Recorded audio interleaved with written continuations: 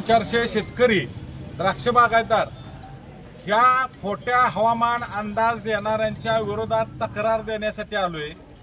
गेली 5 वर्ष झालं कोरोनाचं नुकसान झालं नाही, ती नुकसान हवामान अंदाज द्याचा द्राक्षाच्या फळांच्या सीझनमध्ये आणि दर पाडायचं हा उद्योग चालू आहे। जे हवामान अंदाज देणारी मंडळी आहेत ती कुठं अधिकृत शासकीय यंत्रणेचं काय त्यांना काय लायसन आहे का? तुम्ही सोशल मीडियाचं स्वातंत्र्य मिळाला म्हणून तुम्हाला कुणी हक्क दिला आमच्या शेतकऱ्याचं सगळं नुकसान करायचा?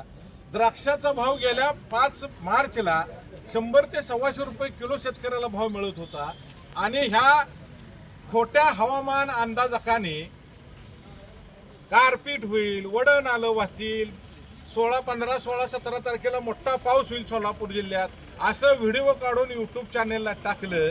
त्या यूट्यूब चॅनेलमधनं पैसे तिने कमवलं लोकांचा व्ह्यूज घेऊन आणि इथं मात्र शेतकऱ्याचा भाव 10-12 दिवसात द्राक्षाचा भाव 50 रुपये किलोवर आला। आता ह्या लोकांच्यावर केस झाली पाहिजे, गुन्हा दाखल झाला पाहिजे, ह्यांच्यावर सायबर क्राईम अंतर्गत गुन्हा फसवणूक केल्याबद्दल। दुसरं, तुम्ही दिलेल्या तारखेला इथं पाऊस पडला नाही म्हणून यांच्यावर गुन्हा दाखल झाला पाहिजे, शेतकऱ्यांचं नुकसान केलं। आणि तिसरं की तुम्ही एवढा मोठा पाऊस पडणार, गारपीट होणार, वडण आलं वाहणार आणि असं मोठ्या चेतावणीखोर अफवा पसरवल्या, त्यामुळे शासकीय यंत्रणेला आपत्ती व्यवस्थापनाकडे त्रास दिला। त्यामुळे आपत्ती व्यवस्थापन कायद्याअंतर्गत यांच्यावर गुन्हा दाखल व्हावा। त्याशिवाय ही लोक खोटा हवामान अंदाज देणारी गप बसणार नाहीत। आणि ह्यांनी सुद्धा आमची एक वॉर्निंग आहे की तुम्ही इथून पुढं तुमच्या हवामान अंदाजाची आमच्या शेतकऱ्याला काही गरज नाही। आमच्या हातात अँड्रॉइड मोबाईल आहे, आमची पोरं शिकलेली आहेत, शेतकरी शिकलेला आहे, अडाणी राहिलेला नाही। ॲप घेतलं की सगळ्यांना हवामान अंदाज आपल्या बांधावचा गावाचा कळतो।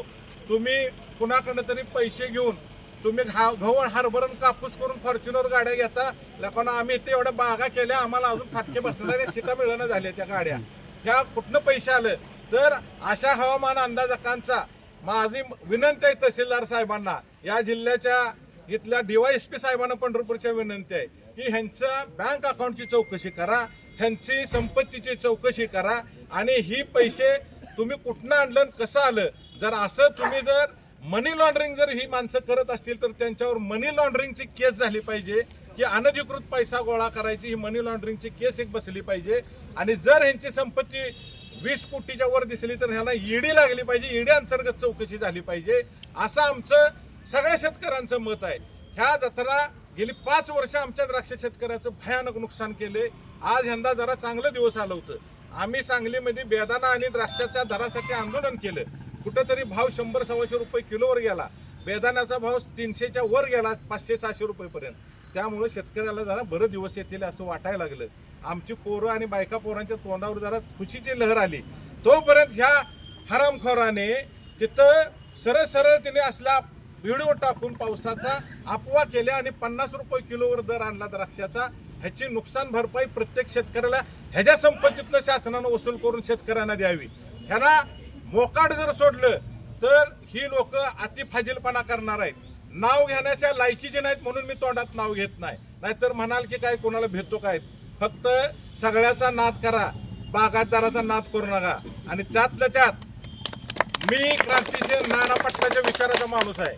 जर इथनं पुढं शेतकऱ्याच्या बागायतदाराच्या पाल्यावर जर पाय दिला, याद राखा तिथं सोडलं नाही तुम्हाला पण सोडणार नाही। नादाला लागू नका, सगळ्याचा नाद करा, फक्त आमचा नाद करू नका।